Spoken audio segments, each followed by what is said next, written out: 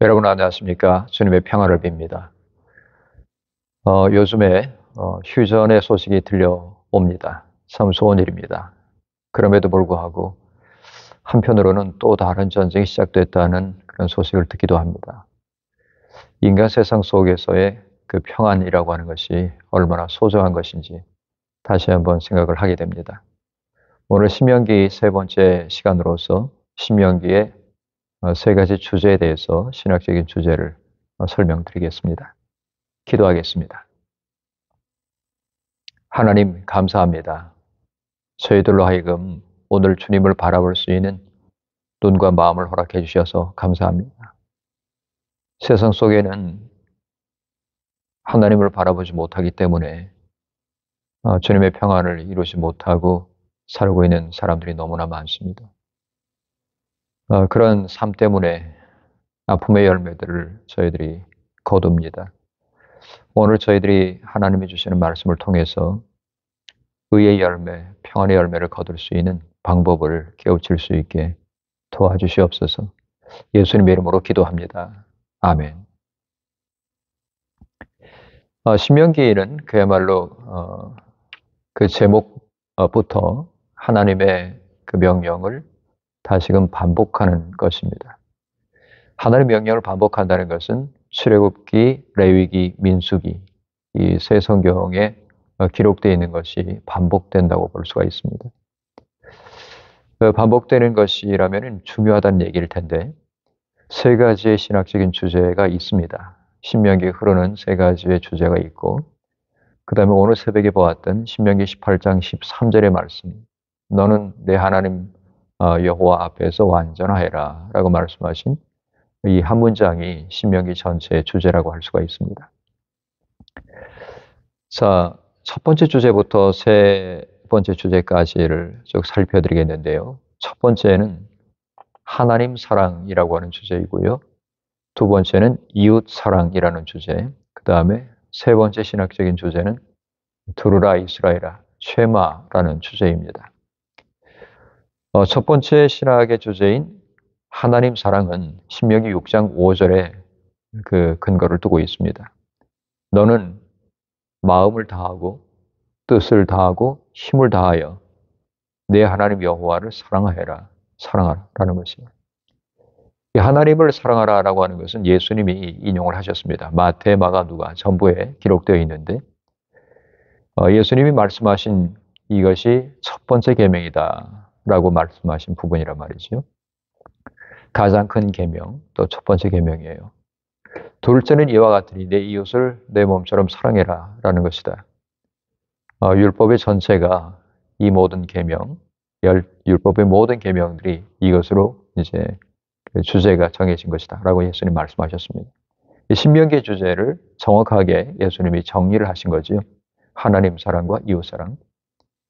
모세 유언과 같은 이런 설교들로 5가지로 이루어져 있는데 모세가 품은 신학이라고 하는 것이 2가지 주제로 이루어져 있습니다. 하나는 공간이라고 하는 신학이고 다른 하나는 시간이라고 하는 신학입니다. 공간의 신학이라고 하는 것은 가나안 땅에 들어가서 정착을 하는 순간에 예전에서 광야라고 하는 이 공간, 하나님과 함께 이곳저곳을 이동을 했던 이 광야라는 공간에서 이제는 눈앞에 펼쳐진 새로운 공간으로 들어가야 되는 거잖아요. 요단강을 건너서 새로운 공간 속에 이제는 들어가는 겁니다. 약 400년이 넘게 소위 그 잊혀져 있던 그런 공간으로 들어가는 거죠. 근데 거기에 들어가게 되면은 이제는 광야에서 하나님과 함께 있던 그 시간이 아니라 다른 공간으로 들어가기 때문에 하나님을 잊어버릴 가능성이 있다는 것을 의미합니다. 즉 백성들의 공간이 광야에서 앞으로 가나안으로 변화되면서 일어날 일들에 대해서 예측을 하면서 이야기를 해줍니다. 모세의 유언적인 설교가 이것에 대해서 여러 번 강력하게 경고를 합니다. 그들이 차지할 땅은 하나님께서 애초에 아브라함에게 약속하셨던 하나님의 선물이었는데 그런데 만약에 그 땅을 차지한 다음에 이 사람들이 속으로 생각하기를 내가 괜찮아서 내 힘으로 얻었다고 착각을 하고 거기에 성읍을 짓고 이방신을 끌어들이고 또 가나안 여인들과 결혼을 하게 되면은 그 공간이 하나님이 주신 젖과 꿀이 흐르는 약속의 땅이 저주의 공간이 될 것이라고 경고를 하는 거죠. 여러분, 똑같은 공간이라도 이것을 복으로서 받을 수가 있고 저주로서 그 속에서 고통스러워할 수도 있는 겁니다. 그 차이는 공간의 차이가 아니라 하나님의 계명을 지키는지 아니 지키는지의 차이입니다. 똑같은 지구상에 살아도 한 사람은 하나님의 백성으로서 또 한 사람은 마귀의 백성으로서 살아가거든요. 같은 공간이 이렇게 완전히 달라질 수 있다는 것을 우리는 알게 됩니다. 자, 그 다음에 모세는 시간의 신학을 설교를 하는데 이 시간이라고 하는 것은 역사적인 기억하고 관련이 있습니다.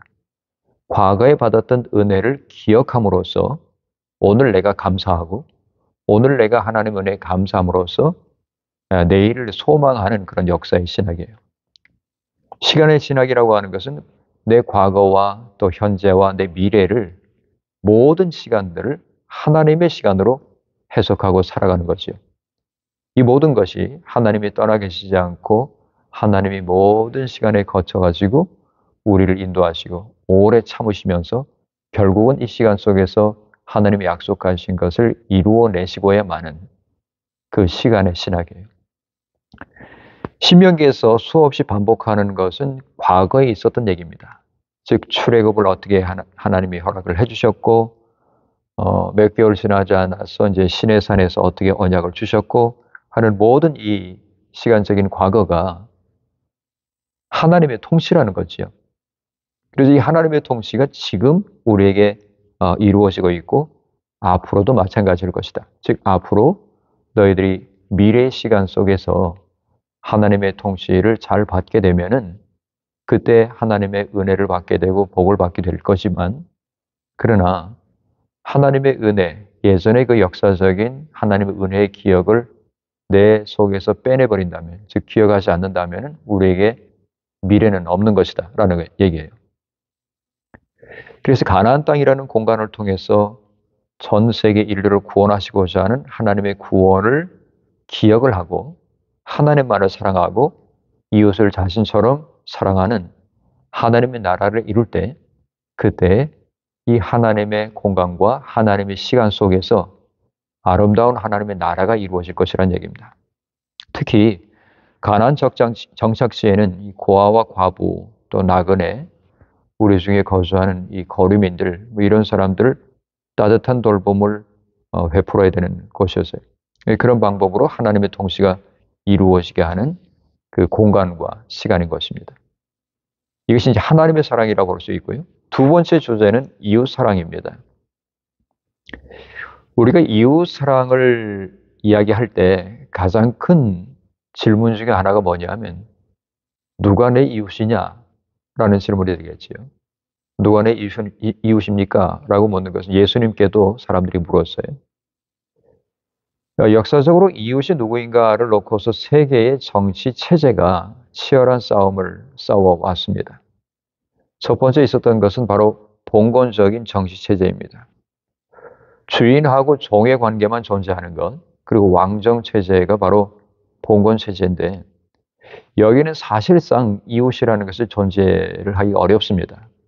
고대 메소포타미아라든지 또 아주 그 강력한 전제 권력을 가지고 있던 바벨론이나 애굽이나 또 페르시아나 또 로마 그 정권이나 이런 문명들, 그 다음에 과거에 아주 그 화려한 문명을 펼쳤던 인도라든지 또 중국이라든지 또 거기에 붙어 있던 한국 같은 것으로 이어지는 왕정 체제에서는 절대 권력을 가진 세습하는 절대 권력의 왕과 그 다음에 절대적인 왕에게 복속되어 있던 귀족들 그리고 주인들 이런 사람들하고 그 사람들에게 종속된 마치 그저 품꾼이 아니라 부속품 같이 여겨지고 재산 같이 여겨지던 종들이 존재했습니다. 그래서 이웃의 개념보다는 주인하고 거기 주인에게 속해 있는 재산, 사람이 재산이기도 했어요. 그것으로 이루어진 계급 사회였던 것입니다.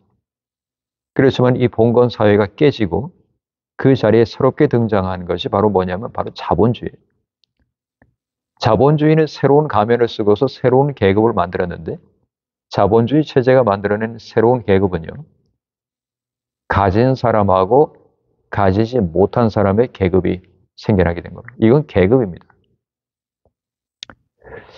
자, 이것 때문에 공산주의가 나타나게 됐는데 봉건주의로서 주인과 그 다음에 재산이 있었고 자본주의로서 가진 사람하고 자본을 가지지 못한 사람이 있었는데 이 모든 체제의 반기를 들고 나온 새로운 체제가 바로 공산주의입니다. 이 공산주의는 공동 소유, 그 다음에 평등주의를 들고 나왔습니다. 유토피아주의라고 할 수 있는데 유토피아는 이상향이죠. 아주 이상적인 이렇게 되면은 참 문제가 없겠다라고 생각하는 이상적인 고향을 꿈꾸면서 나온 것이죠. 공동소유라고 한다면은 가진 자와 가지지 못한 자가 없을 것이고 모두가 같이 소유를 하니까 평등주의라고 한다면은 누가 주인이나 왕이 누구를 노예로서 소유로서 이제 부리고 학대하는 것이 없어지겠지요. 주인도 없고 종도 없다. 똑같아. 이런 얘기예요. 특별히 이 공산주의는요. 옛날에 그 영국의 수상이었던 토마스 무어라고 하는 사람이 있는데 그 사람이 유토피아라는 그 저작을 썼습니다. 거기서 아주 영감을 크게 받아가지고 공산주의를 만들게 됐는데 공산주의라고 한다면은 이 마르크스하고 조금 다르게 생각해야 돼요. 그러니까 토마스 무어의 유토피아주의하고 마르크스하고는 다릅니다. 그러니까 정치 체제하고 경제 체제가 함께 혼용되어 있다고 생각하면 되겠어요. 이 공산 체제라고 하는 것이 사회주의하고 공산주의하고 다른 것처럼 그렇습니다. 사회주의와 공산주의는 다릅니다. 우리가 이제 이 북한을 가지고 공산주의라고 말을 하는데 여러분 공산주의는 그렇지 않습니다. 북한은 공산주의가 아니고 사실은 봉건 체제에 가까워요. 김 부자가 세습을 하고 거기에 손자가 되는 김정일이가 지금 소위 절대 권력을 가진 최고 존엄으로서 존재하잖아요. 근데 이제 그럼에도 불구하고 왕 노릇을 하지만은 실제적인 왕 노릇은 하지를 못하고 있지요. 왜냐하면 현대 세대는 그것이 사실 가능하지가 않습니다.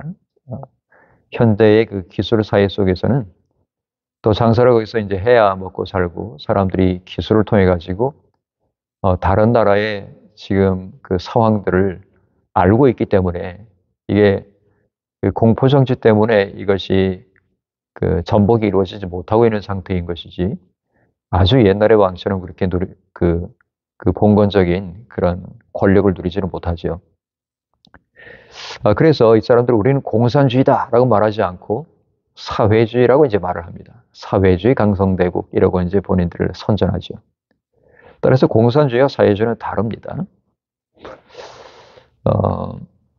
자, 평등을 이루는 것이 토마스 무어의 유토피아주의였는데 이것을 가장 적합하게 구현한 것이 바로 공산주의라고 사람들은 생각하는 거죠. 그렇지만은 공산주의는 자본을 갖고 있는 사람들에게 강제로 그것을 강탈해서 분배를 합니다. 분배를 하는데 결과적으로 그들은 모든 이웃을 적으로 만들어요. 사랑의 대상이 아니고 감시와 타도의 대상으로 보는 거죠. 그래서 과거에 우리 6.25 전쟁이 일어났을 때 지주나 아니면 이런 사람들, 지식인들이나 지주 같은 사람들을 모두 그 잡아들여다가 과거에 지주가 아니고 이제 소작하던 사람들에게 죽창을 들려주고 살해를 하게 명령을 하고 했죠. 그러면서 자기들이 뺏어요. 유럽 사회 과거에 그 구소련이 무너지기 전에 동독과 구소련과 또 북한 뭐 이런 나라들에서 소위 붉은 귀족이라고 하는 사람들의 계급이 생겨났습니다. 사실 계급이 없어야 되는 그곳에 그 체제 속에서 계급이 생겨난 거죠. 붉은 귀족이라고 하는 것은 붉은이라고 하는 것은 공산 체제를 얘기하고요. 거기에 귀족층이 생겨나게 된 겁니다. 자기들이 지배를 하고 있는 거죠. 감시와 타도의 대상으로 사람들을 보고 자기들은 자기들의 권력을 유지하기 위해서, 힘을 유지하기 위해서 사람들을 억누르는, 그러니까 아이러니한 일들이 생겨나게 된 것입니다.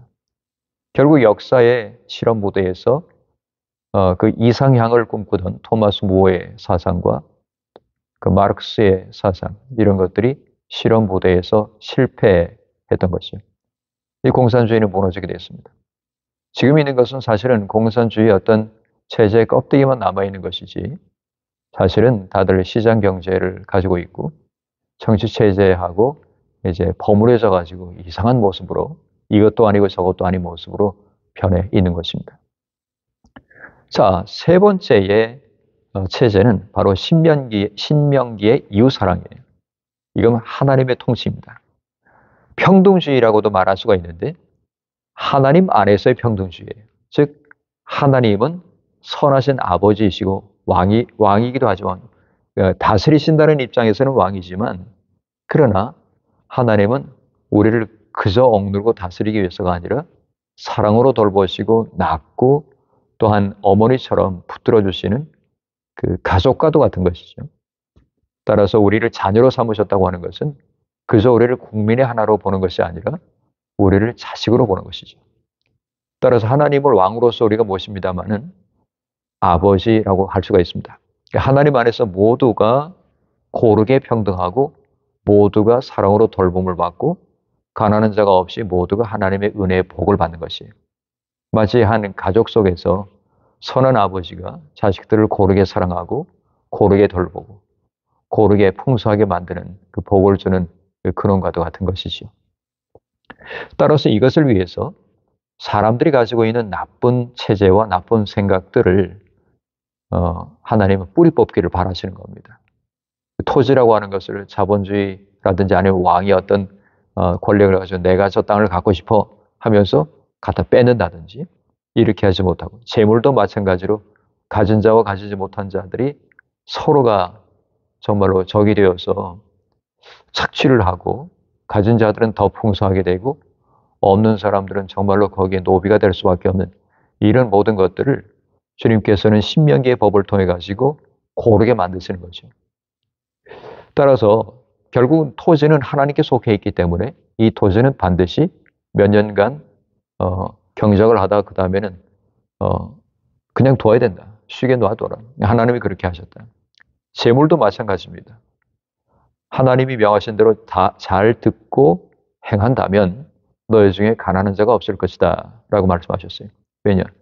하는 모든 일들에 복을 주실 것이기 때문에 다 잘 될 것이고, 그도 다 잘 되면은 하나님의 뜻에 따라서 이렇게 분배가 될 때 가난한 자가 없고 모두가 아름다운 공동체, 하나님의 자식의 공동체가 될 것이다 는 얘기입니다. 생명도 마찬가지였어요. 생명도 누군가가 부지불식간에 이 생명이 앗아졌을 때 그때 도피성을 만드셔가지고 정당하게 판결을 받을 권리를 하나님 주신 거죠.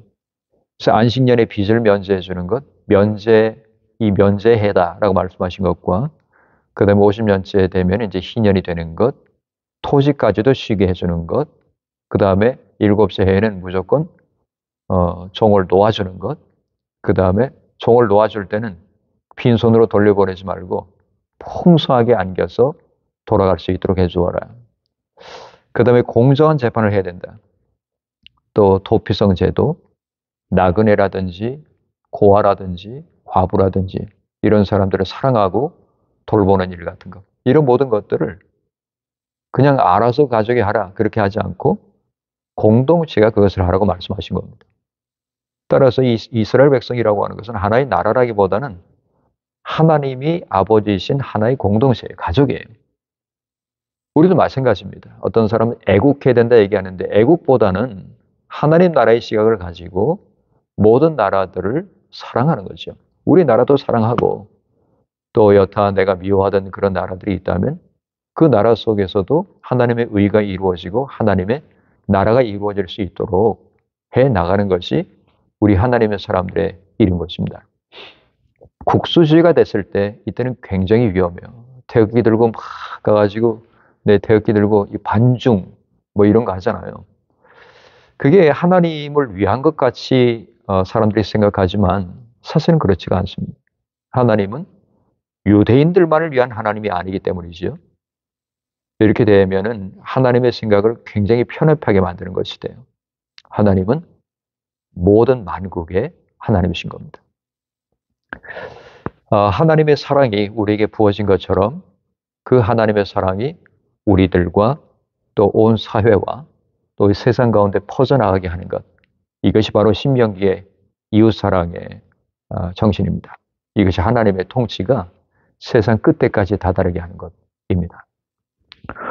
마지막 세 번째 주제는 쉐마인데 쉐마는 히브리 말로 들으라라는 뜻입니다. 쉐마는 가정신앙의 명령이에요. 그러니까 신앙이라고 하는 것이 가정에서부터 시작되는 거죠. 가정에서 잘 믿음 교육을 받았을 때 이 사람들이 성인이 돼가지고 사회적인 관계를 해나가서 바깥에 나가 생활할 때 그 사람들이 아름다운 사회를 만들게 되지 않겠습니까? 그래서 이 사회하고 가정을 그리고 교회하고 가정을 연결시켜야 됩니다. 따로따로 떨어뜨리면 하나님의 이 디자인하고는 멀어지는 거예요. 출애굽부터 오늘까지 이스라엘 민족을 지탱해 오는 정말로 혼과 같은 것이 뭐냐면 바로 쉐마였습니다. 고고학적인 연구에 따르면 모세가 이렇게 신명기에 명령을 한 이후에 이 쉐마라고 하는 것이 이스라엘 가정에서 매일 실시가 됐던 것으로 마치 가정 예배를 매일 드리는 것처럼 실시됐던 것으로 알려집니다. 아침이 되면은 이제 성년식으로 하는 한 13살 이상 남자들이 이렇게 제가 이 옷을 입었는데 여기다서 겉옷을 이렇게 걸치는 것이 있어요. 탈릿이라고 하는데 이 탈릿을 입고 손목에는 테페린이라고 하는 것을 붙입니다.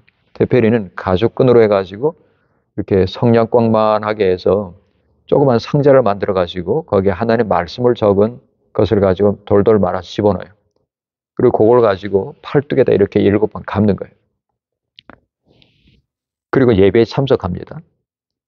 그리고 집마다 문설주와 또 바깥문에 기록을 하라라고 이제 말씀을 했기 때문에 메주자라고 하는 것을 하나님의 말씀을 적은 양피지라고 하는데 그걸 메주자라고 합니다.